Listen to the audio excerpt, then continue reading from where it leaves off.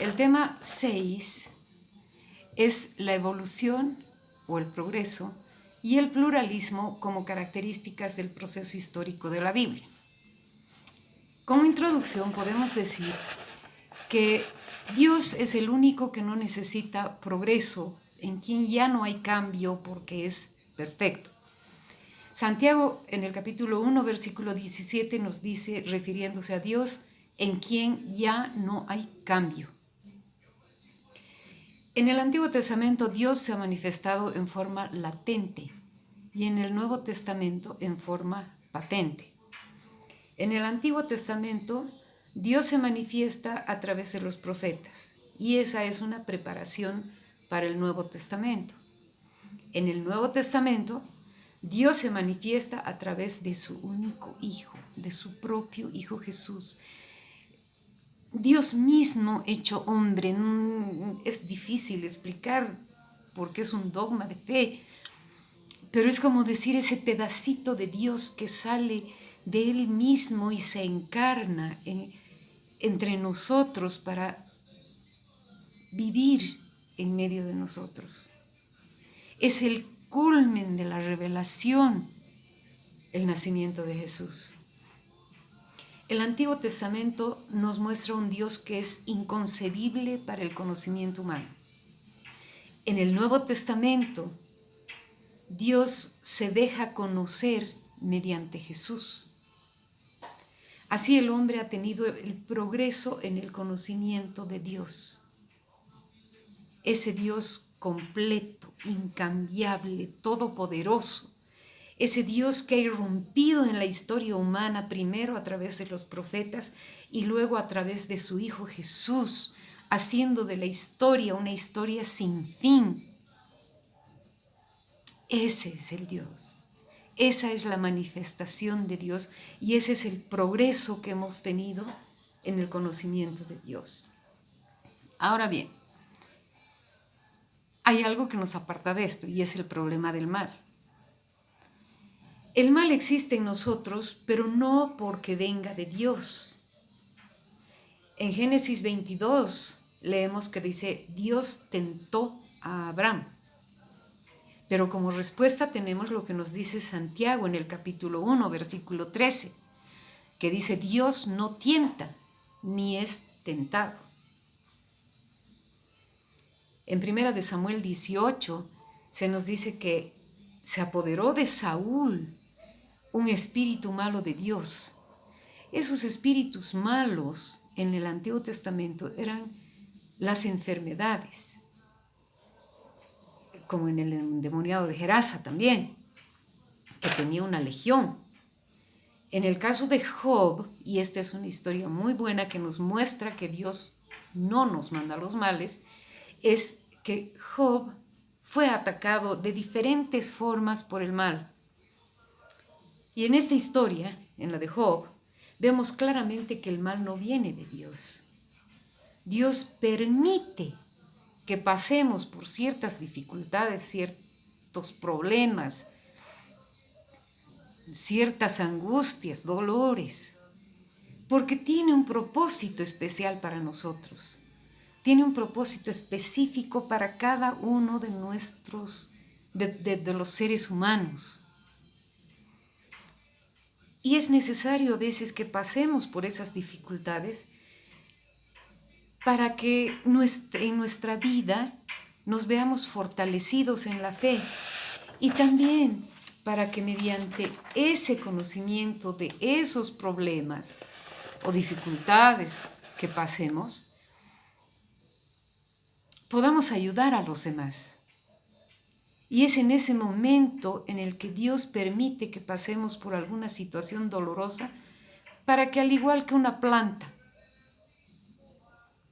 que necesita ser podada para dar mejores frutos, nosotros también, a los ojos de Dios, tenemos necesidad de ser podados para dar mejores frutos.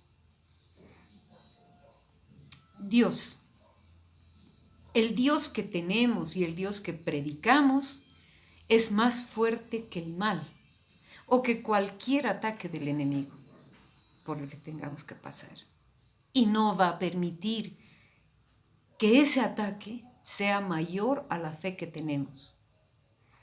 Dios es nuestra fuerza y Él nos da las armas para defendernos. En Efesios 6, la carta de Pablo a los Efesios, al final de la carta, encontramos todo el detalle de la armadura que nos da Dios. Les recomiendo leer el final de la carta de Pablo a los Efesios. Ahora, ¿qué leyes tenemos en el Antiguo Testamento y en el Nuevo Testamento que también nos muestran el progreso? Las dos leyes que encontramos en la Biblia son, primero, la del Antiguo Testamento, que está en el Éxodo 21-24, que nos habla de la ley del talión, ojo por ojo, diente por diente. En el Salmo 38 se nos dice, en el Salmo 3, versículo 8, se nos dice que Dios es el vengador. En Oseas 2, 21 al 22, que es el Dios de justicia. Ese es el Dios del Antiguo Testamento. En estas tres lecturas están citadas las palabras mishpat, que quiere decir derecho, y hased, que quiere decir amor. Y ambas palabras son explicadas ampliamente por Jesús cuando nos habla de rahamim, que quiere decir misericordia, compasión. Y la compasión es padecer con la otra persona. Esa es la compasión. La segunda ley es la que tenemos en el Nuevo Testamento. Cuando en Mateo 5, en el capítulo 5, versículo 38, Jesús nos dice que amar a Dios sobre todas las cosas y al prójimo como a uno mismo es el resumen de todos los mandamientos. En el Éxodo 20 y en muchas otras citas, se nos habla de la prohibición de la idolatría. Esta es la ley más fuerte porque nos aparta totalmente de Dios. Vamos a ver estos 5 términos, de los cuales 2 nos aclaran lo que es la idolatría. La palabra latría, una sola, latría, es el culto de adoración a Dios. Entonces la idolatría es la adoración a los ídolos. Eso nos aclara lo que es la idolatría. Hay otras 3 palabras que son la dulia, que es la veneración o el culto a los santos, la hiperdulia, que es la veneración o el culto a María Santísima, y el protodulia, que es la veneración o el culto a San José. Hay otras muchas leyes, entre otras la de Ezequiel en el 18, que nos habla de que el que peque morirá. Pero Dios, que es amor, nos perdona si tenemos verdadero arrepentimiento y nos salva. En el Salmo 1 se nos dice que al impío le va bien, al justo le va bien y al impío le va mal. El justo vive bajo la bendición de Dios. En el libro de Job también tenemos un relato que nos habla del justo y del injusto.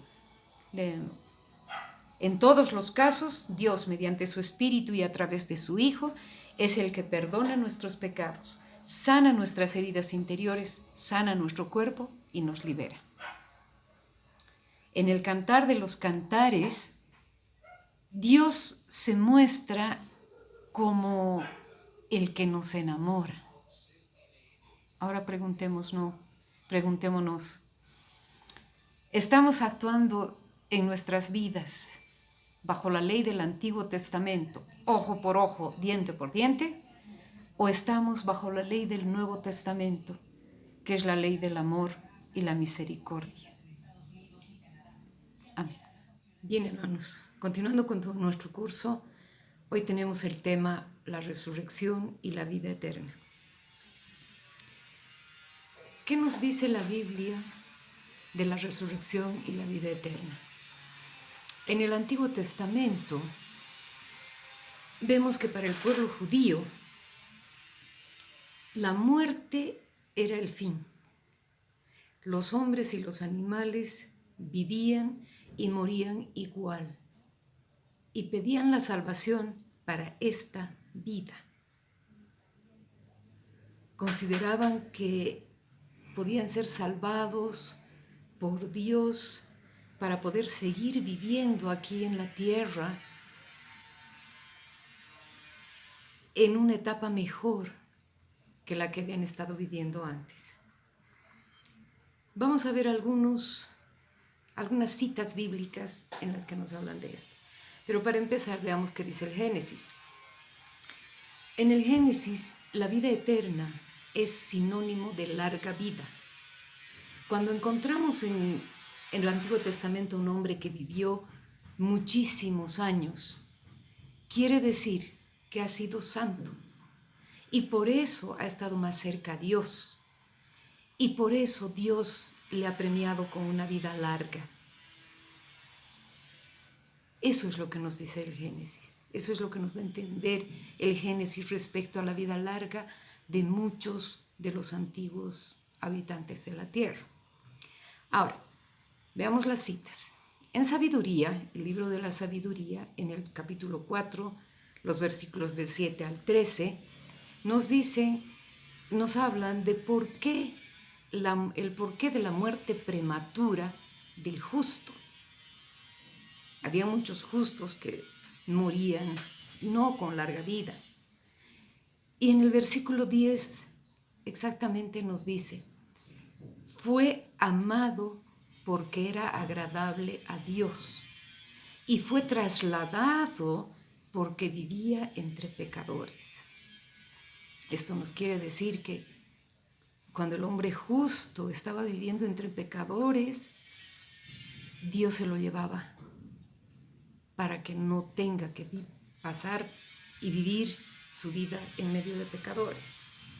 Ahora, el Deuteronomio en el capítulo 5, versículos 24 al 26, se nos habla de que al haber reconocido que Dios es un Dios vivo, también reconocemos que Dios es fuente de vida. El versículo 25 nos dice: hemos visto que Dios puede hablar con el hombre y éste seguir con vida. Bueno, Dios habla con el hombre. Dios habló con Moisés y Moisés siguió con vida. Y si nosotros reconocemos que ese Dios vivo es el en el que creemos que Él es el Dios de vida y que nos habla. ¿Y cómo nos habla ahora? No nos habla como a Moisés, nos habla mediante su palabra. Y su palabra es vida. ¿Sí? Entonces, podemos conocer a Dios, podemos hablar con Dios, no solo leyendo su palabra, sino también dándonos un tiempo para poder escuchar la voz de Dios que nos habla a través de su palabra. Otra cita buena es la de Daniel. Daniel en el capítulo 12, el versículo 2, que nos dice: muchos de los que descansan en el polvo de la tierra se despertarán, unos para la vida eterna y otros para la vergüenza y el horror eternos. Este es uno de los grandes textos en la Biblia que nos habla de la vida eterna. Está todo muy claro. Nos habla de la resurrección. Nos habla de la resurrección para poder tener en el futuro, de acuerdo a nuestra vida aquí, la vida eterna o el castigo eterno. Pero Dios es amor. No nos olvidemos que Dios es amor. Y Dios es misericordia. Podemos, a través de nuestro contacto con Él, este contacto con su palabra, cambiar nuestra vida, convertirnos, tener una vida transformada y por la misericordia de Dios acceder a la vida eterna. Pero eso es lo que nos dice Daniel y es lo más importante dentro del Antiguo Testamento, que nos hable de la vida eterna.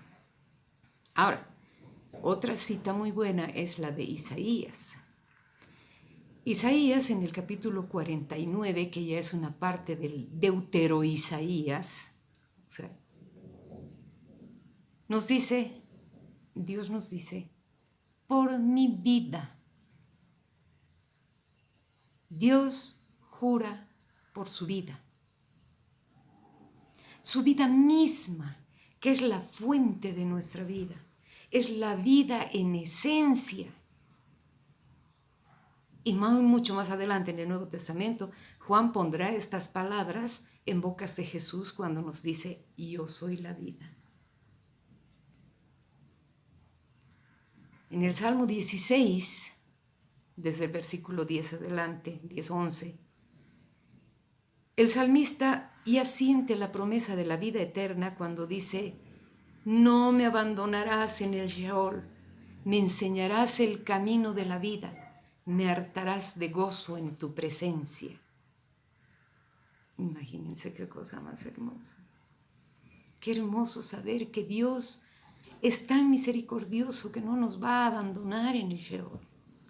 Por su palabra nos va a enseñar la vida, nos va a mostrar el camino que debemos seguir para poder estar llenos de su presencia. Y otra cita que tenemos de Isaías, en Isaías 26, cuando nos dice, revivirán los muertos. Otra cita que nos habla también de la resurrección.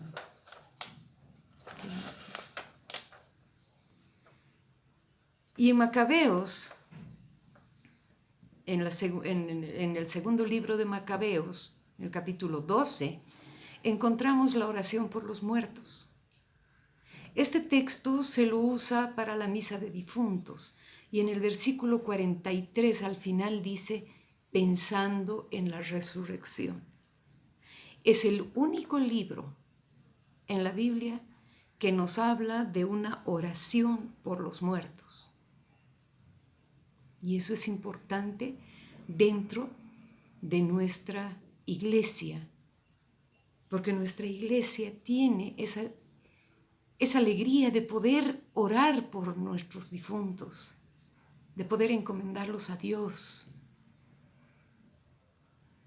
cosa que no tienen los hermanos separados, porque precisamente, como vimos al principio, Macabeos, los dos libros de Macabeos son deuterocanónicos, o sea que no están en las Biblias protestantes.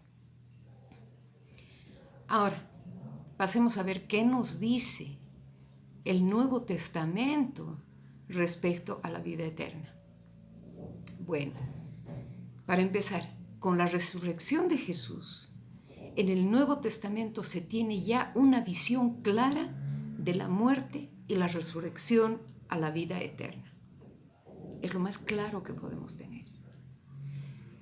En el primer libro escrito en el Nuevo Testamento, que como ya sabemos es la primera carta de Pablo a los tesalonicenses, en el capítulo 4, encontramos la mención de la muerte y de la resurrección. Y dice así, porque si creemos que Jesús murió y que resucitó, de la misma manera Dios llevará consigo a quienes murieron en Jesús. Este texto es hermoso. Todos los textos son hermosos, pero hablándonos de la resurrección y de la esperanza que podemos tener frente a la muerte. Si Jesús resucitó y nosotros vivimos en Jesús y con Jesús, Dios nos llevará con Él a la vida eterna. Me encantó. Ahora, en Mateo, el segundo de los evangelios, Mateo 24 y 25, son dos capítulos escatológicos, nos hablan del fin de los tiempos y en fin. Pero es donde se menciona que la resurrección será en la venida segunda de Jesús, cuando Jesús venga en gloria para llevarnos.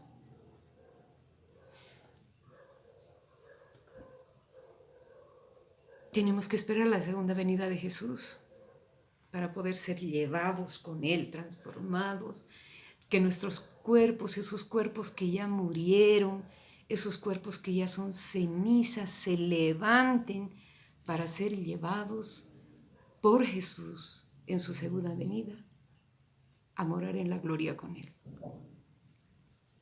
Respecto a la segunda venida de Jesús, podemos leer también lo que nos dice Pablo en la primera carta a los Tesalonicenses, capítulo 5, versículos 1 al 10, Filipenses, Pablo a los Filipenses, en el capítulo 3, versículos 20 al 21, y también la segunda carta a los Tesalonicenses en el capítulo 2, versículos 1 al 4. Les recomiendo leerlos. No vamos a leerlos aquí por el poco tiempo que tenemos de grabación, pero les recomiendo leerlos. Tomen nota. Tesalonicenses 5, 1 al 10, Filipenses 3, 20 y 21 y 2 Tesalonicenses 2, 1 al 4. Ahora, hemos dicho que los capítulos 24 y 25 de Mateo son escatológicos. ¿Qué es la escatología? La escatología es el conjunto de doctrinas o creencias relacionadas al destino último del hombre y del universo. Esa es la escatología. Esa sería una definición de la escatología. Ahora, tenemos dos tipos de escatologías en la Biblia. La escatología finalista, que es la que hace referencia a la vida después de la muerte, al final de los tiempos, es en la segunda venida de Jesús. De esta escatología finalista nos hablan claramente Mateo 25, que ya mencionamos en el capítulo 25, la primera de Tesalonicenses en el capítulo 4, la primera carta de Pablo a los Corintios en el capítulo 15 y también en el capítulo 16. Y la otra escatología es la escatología realizada. La escatología realizada es que quien conoce y acepta y cree en Cristo ya conoce y ya ha empezado a vivir la vida eterna. El que cree en Cristo ya está salvado. Es importante. Y este es un buen rescate que tiene la Iglesia Católica de los protestantes. El aprender a aceptar a Jesús como nuestro único Señor y Salvador. Porque estas palabras de la escatología realizada es la alegría que podemos tener viviendo aquí en la tierra con la certeza de que vivimos ya en Cristo Jesús. Ya somos partícipes de esa vida eterna. La segunda carta de Corintios, de Pablo a los Corintios en el capítulo 4, versículo 16, nos pide no temer ni desfallecer en las tribulaciones. En efecto, la leve tribulación que podemos tener en un momento nos preocupa sobre toda medida en un pesado caudal, pero es un pesado caudal para la gloria eterna.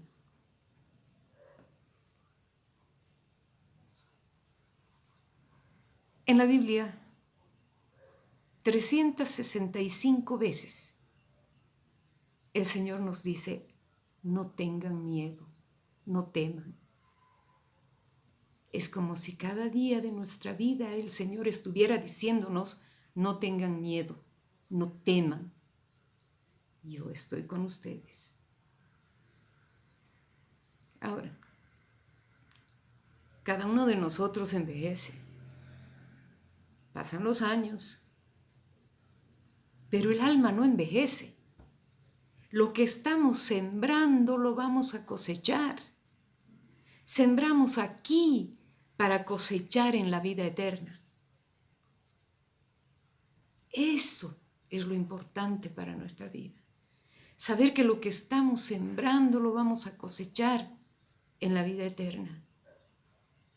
Tengamos muy en cuenta esto para poder empezar a cambiar nuestras vidas, hacerlas más entregadas como la entregó Jesús por nosotros, darnos a los demás, empezar a vivir una vida transformada, una vida que sea luz para los demás. Esa es la transformación que necesitamos.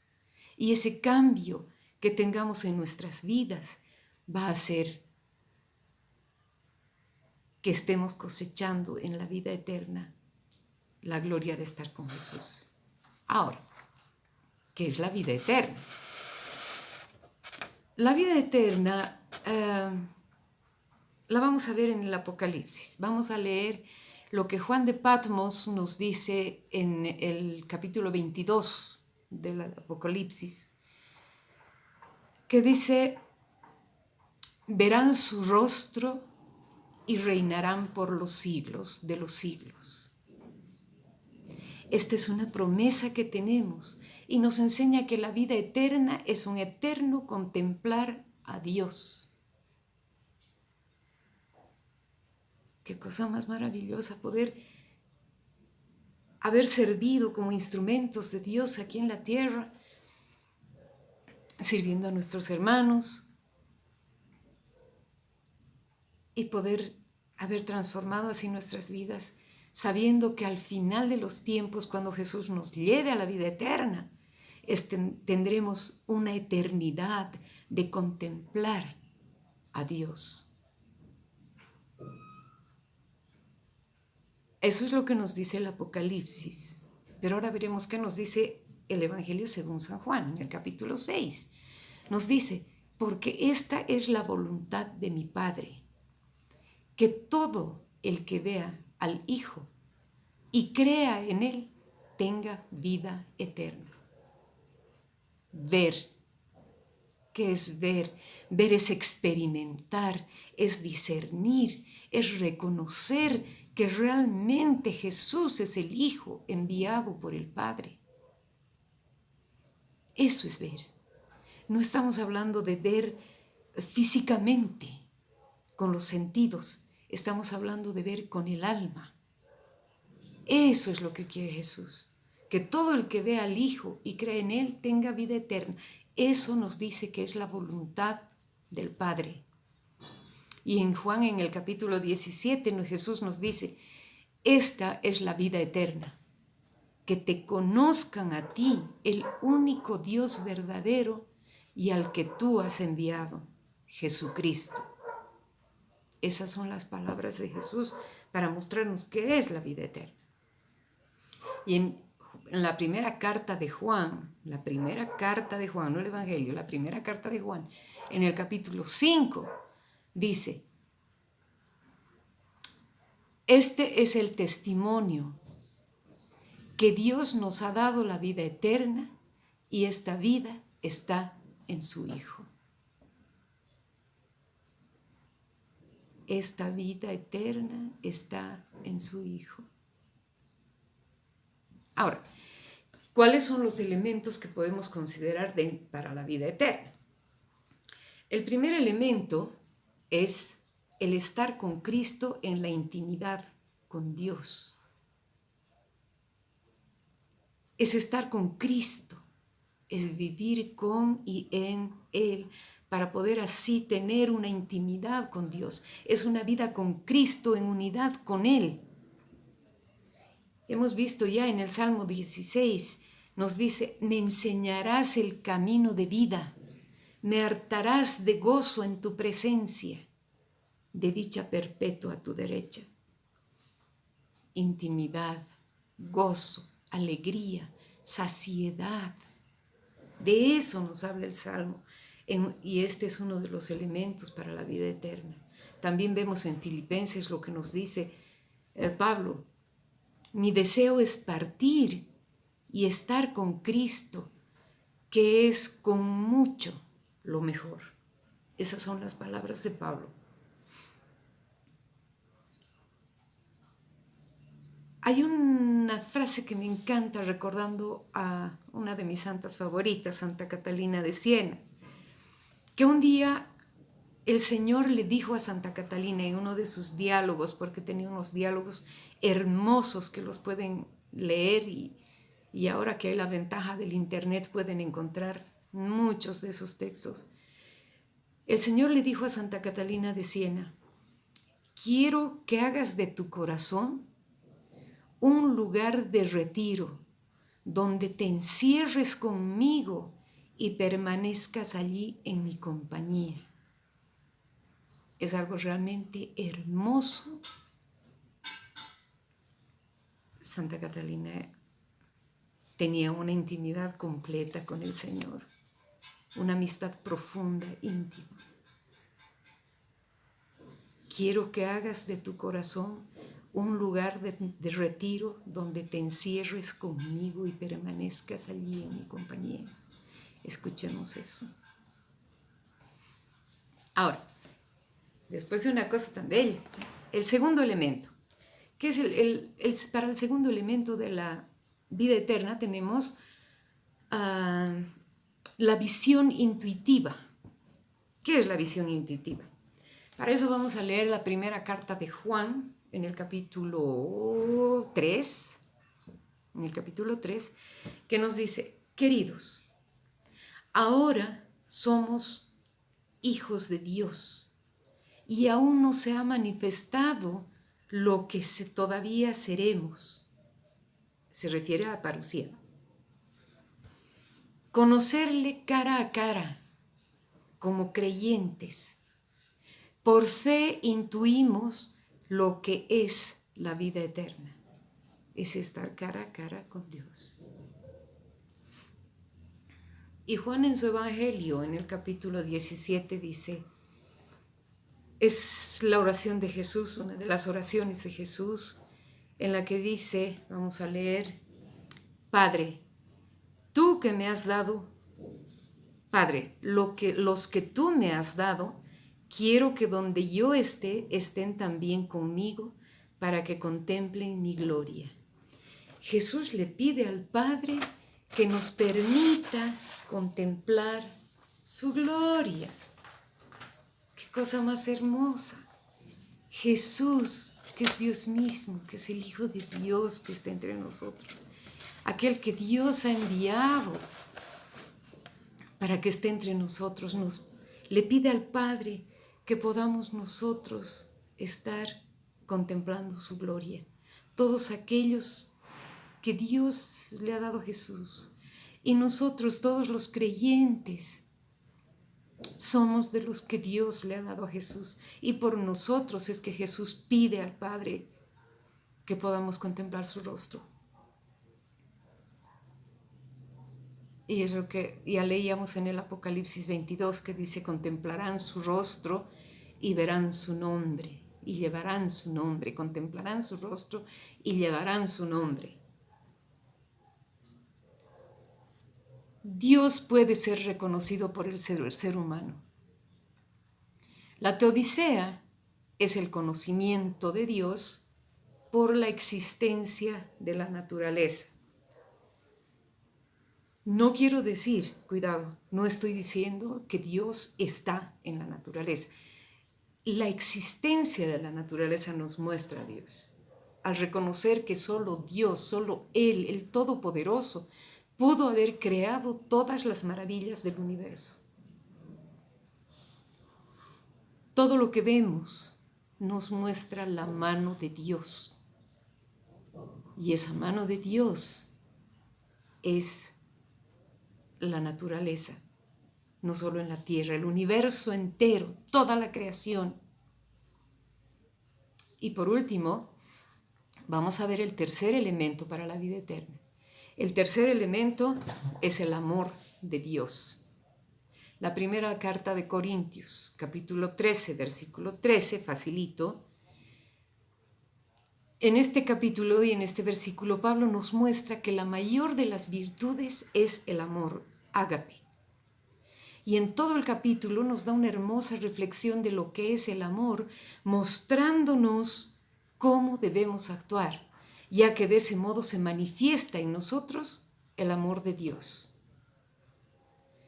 Y en Romanos 1:17, también Pablo nos dice que nosotros vivimos por la fe y esperamos la vida nueva. Pero cuando por fe alcancemos esa vida eterna, ya no necesitaremos ni de la fe, porque ya estaremos con Dios, ni de la esperanza, porque ya habremos alcanzado lo esperado, sino que solo prevalecerá el amor. Y para conocer a Dios hay que amar, porque Dios es amor. Eso es lo que nos dice 1 de Juan 4:8. Dios es amor. Quedémonos, hermanos, con esa frase. Dios es amor. Amén.